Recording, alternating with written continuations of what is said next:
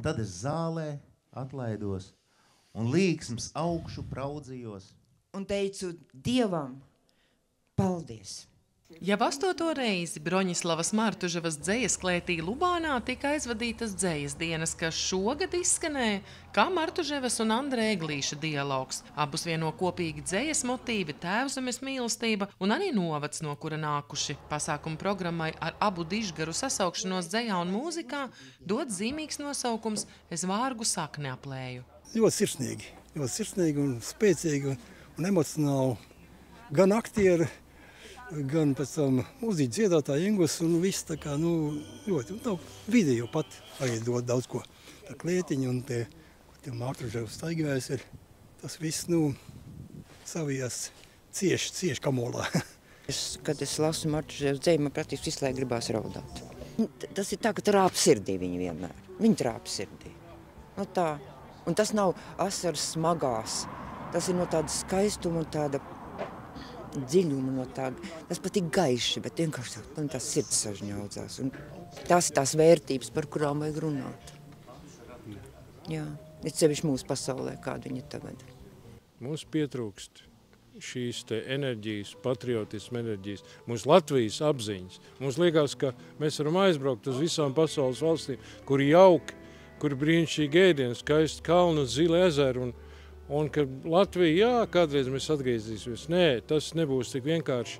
Un tāpēc šis koncerts ir. Mums jādomā ir ne tik daudz par sevi, bet par savu līdzcilvēku, par to, kas notiek, par savu zemi, kas mums nav uzdāvināta, kā saldējs ēdiens. Viņi ir izcīnīti ar asinīm.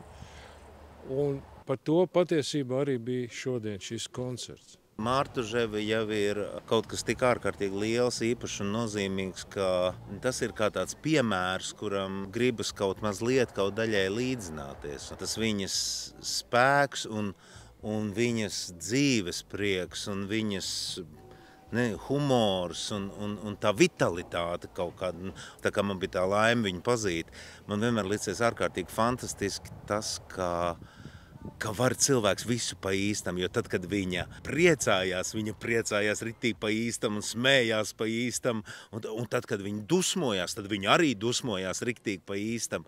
Un tur viņai nebija tādu pustoņu, viss bija tādos lielos toņos, un galvenais, ka tu visu laiku vari just, ka viņa ir absolūti patiesa, viņa ir īsta, un es domāju, ka tieši tas jau ir tas, ko arī mēs gribam nodot no skatuves. Te jau 10 gadus par Martuževas piemiņas saglabāšanu rūpi tur fonds Rakstītāja, kas dibināts ar mērķi uzturēt dzīvā kultūra apritē dzejnieces Broņislavas Martuževas dzimtes un nacionālās pretošanās kustības mantojumu un vērtības. Ne tikai Martuževas piemiņa ir jāglabā visu to mūsu lielo dižgaru piemiņa, kur ir veidojuši tādu valsti un tādu zemi, kādā mēs šobrīd dzīvojam. Un tas ir tas, kāpēc mēs varam sevi saukt par latviešiem. Citi jau nekā nav, un zeme, tā ir melnzeme, bet tā kultūra un tās vērtības ir tās, kas, man liekas, mūs visus padara tik īpašus visā pasaules kontekstā.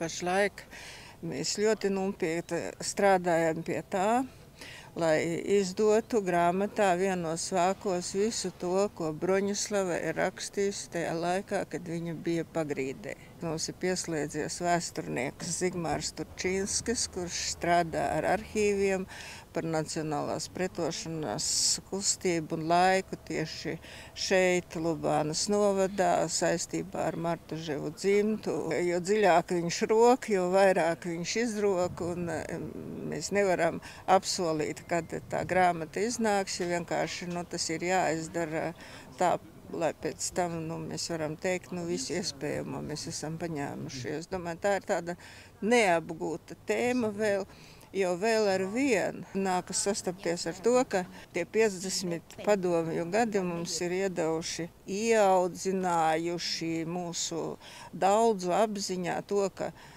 sarkanie partizāni bija varoņi, bet mežabrāļi, nacionālie partizāni bija bandīti. Un tāpēc ir vērts par viņiem vēstīt, par ko tad viņi tais mežos cīnījās.